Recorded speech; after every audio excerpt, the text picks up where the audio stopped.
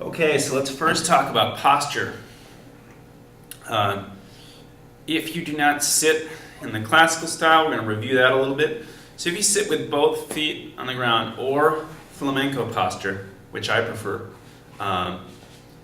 you're going to have a pretty similar sitting position. So if you look at me, notice that the neck is not down here and out like this, so that I'm reaching around. The neck is towards the body and elevated slightly, so that I'm also not like reaching down or hunching over. The guitar is not down like this or perfectly perpendicular, I guess you'd say. In addition to being elevated, I also lower back a little bit so that you're not reaching over the guitar, but you're easily just able to move your hand over. So it's angled out slightly. This will also send the sound outward instead of down to the floor.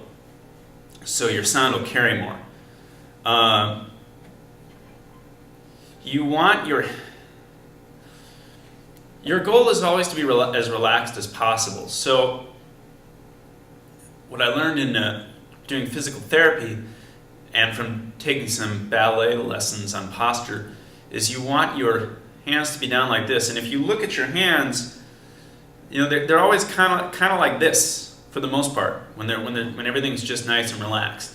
Now most Americans have bad posture, so you want to make sure that you're not sticking your chest out or arching backwards, but you want to feel like you're straightening out your spine. I always say you're fixing your posture from the spine.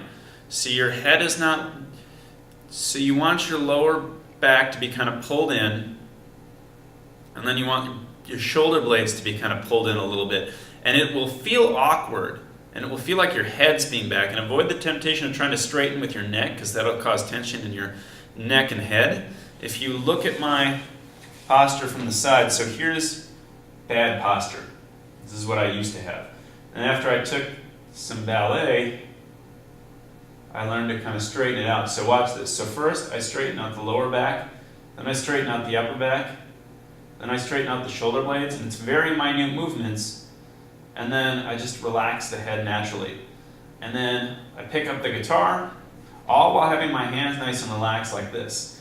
Now I pick up the guitar and angle it out, and then I rest my hands. Now, I like to sit in the flamenco posture. Your goal is to just kind of have this hand relax over. Sometimes I'll put a cushion of some kind here, whether it's just a little towel or whatever. This or flamenco. I like the flamenco posture because it gives another point of security and also elevates it a bit more, so it's easier to access things. And then if you look, my hand is roughly perpendicular to the neck, as is my left hand. If you notice, it's not perfect. Look at this. So it's not perfectly perpendicular. It's just angled slightly. And this is how most of the great finger stylists play. Now, if you look at the fine details of my hand, you'll see a couple things. So first of all, I'm always having nice curves. So it's not flat in this joint or flat in this joint. And as I'm moving up and down, I'm not bringing the hand all over, because then you're making huge motions with your body and you're wasting energy and being less secure. What I'm doing is scrunching in, essentially. I'm contracting and expanding my fingers. My thumb is always kind of sticking up at the top here, because as you see, if it's like in the middle of the neck or way down low, look at all this space you have in between the palm, the fingers. Now you got to reach way up here. Whereas if you have everything nice and tight, then you can get the most access. It also allows you to keep good form. If you're way down here and you're trying to slur with the pinky, it's really difficult. But if you have good posture, you can make that motion very easily. The right hand, as I said again, is like this. And then for plucking, the pick I essentially hold in between the two fingers, so I try to keep good posture, and then no matter what finger I'm doing, I'm pulling into the adjacent string. So I'm not pulling out or pushing in, I'm pushing into the next string almost at a 45-degree angle, so it's going down into the body and to the string next to it to get the most sound. Hear the difference between just this and a more full sound. Notice with the thumb, I'm plucking with this big joint here.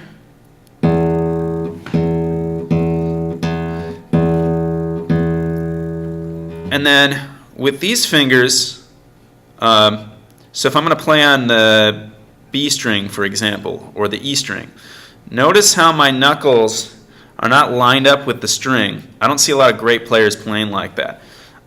They're kind of lined backwards, and the hand here is flat. Same with this hand. You got a nice flatness here.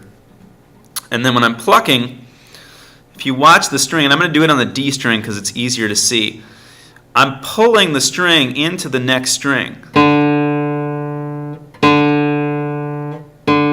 Now hear this sound. Now hear this.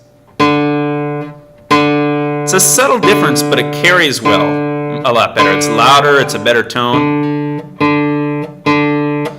For the best sound in my instrument on classical, I tend to play right around here. Some people like it a little bit warmer here.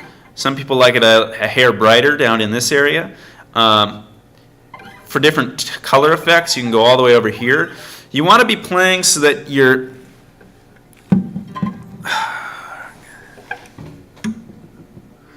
it's like touching right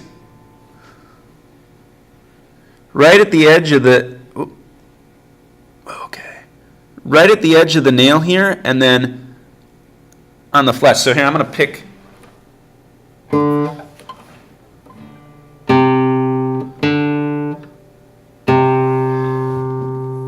See if you can see the mark on my hand.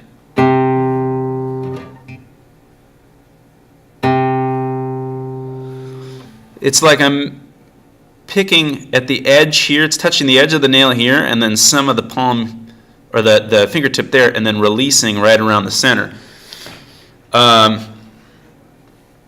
So if you look at the motion, I'm plucking from these joints primarily with some support from the large joint. And my fingers aren't splayed out all over the place. My thumb is slightly ahead here. And then I pull with whatever finger I'm using into the adjacent string, or the string running parallel.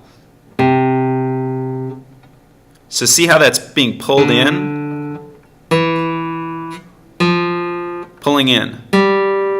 And I'm pulling from this joint here primarily with some support from this large joint. It's not this motion, it's this. So some support from here, primary motion through here. This stays relaxed but somewhat stiff. And as I'm going down, watch how my thumb is always on the string that I just played.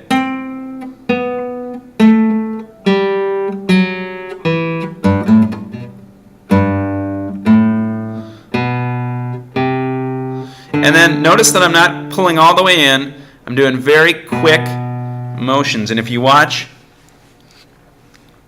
I'm not doing a lot to get the power. The power comes from good form, technique, and the sound comes from pulling that string. And the way the guitar is designed, pulling this 45-degree angle so sort of simultaneously into the body and into the next string is going to get the most vibration and the best sounding vibration.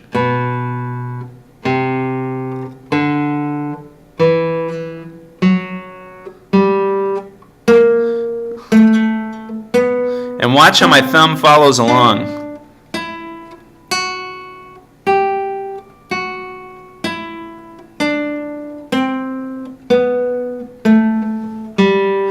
When I was learning how to do this, and as I still continue to try to refine it and internalize it, I had a little mirror.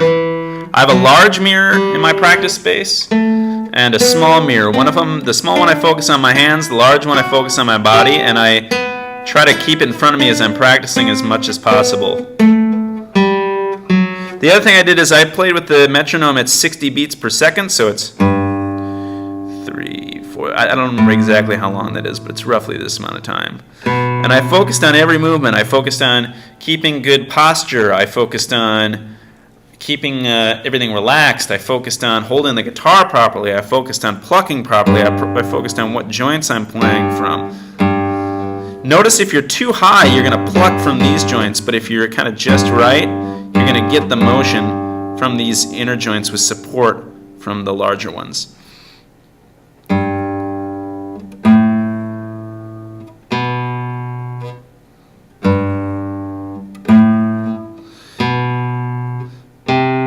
As I pluck, watch this. So as I pluck, my finger comes right back to the spot where it's going to be playing next. And there's two reasons for that. One, it's an issue of economy of motion. You know, you don't want to be way back here and then have to come all the way to wherever you need to play. But also, too, this is kind of tense. You're holding in some of the energy. You want to release the energy. As Pepe Ramiro says, you want to you play as fast as you relax.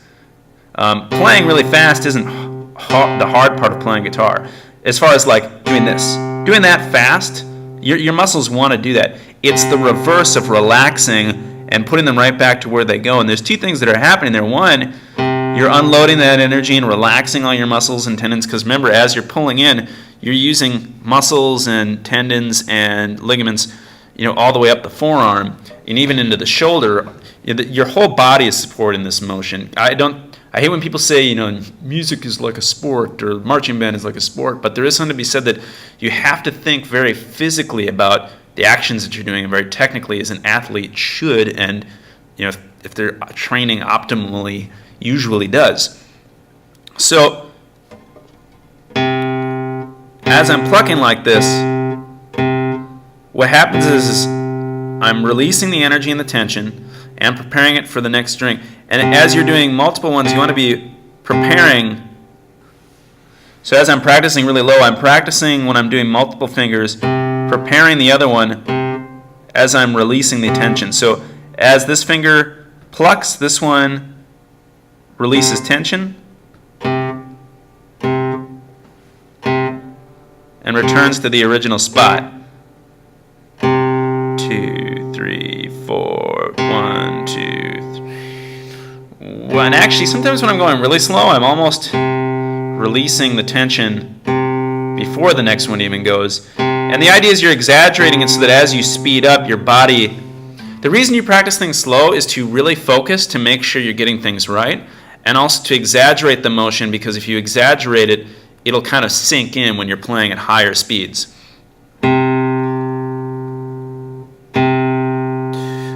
3, 4, 1, 2. Again, I usually do this with a metronome at 60 beats a second. In fact, I might as well pull my metronome out here. So we're going to put it to 60.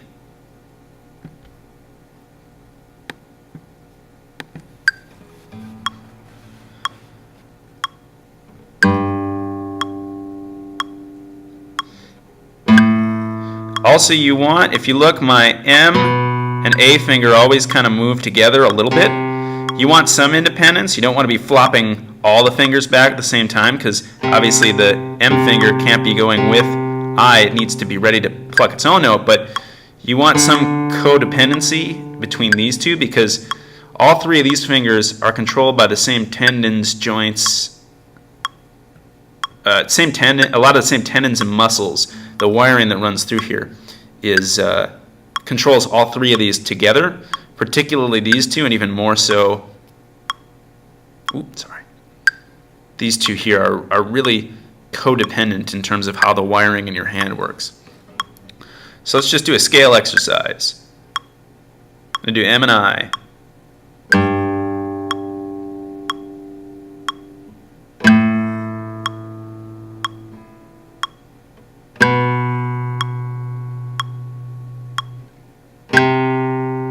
I'm going to do A and I.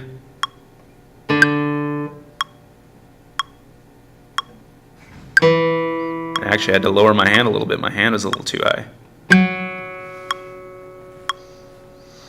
Immediately as I lowered that hand, I felt less tension in my body. So you can see me actually doing my process and fixing mistakes as I'm practicing.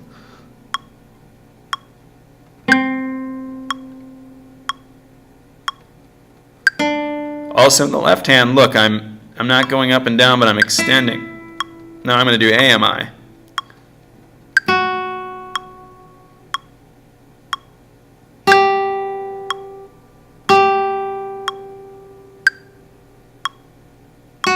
I'm actually not perfectly lined up with the metronome now. I'm making some small mistakes here and there because I'm trying to think as I talk.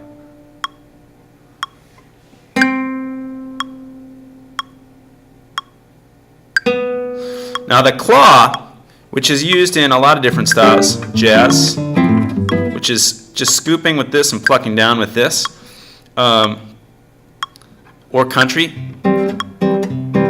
or polka.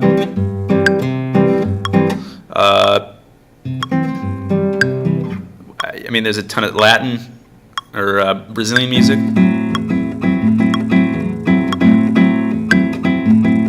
Notice again, I'm not scooping way in. It's not. It's.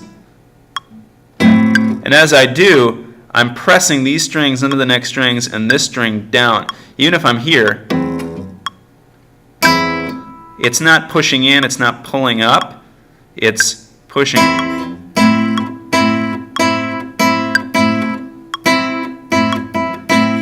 And I don't need to do this. I can get the same sound going. And as I practice the claw with arpeggios, I'm setting myself up to eventually, because essentially arpeggios are individual claws. So the claw is both a useful skill on its own, and it sets you up for doing proper arpeggios, because essentially you want the same small motion but individually.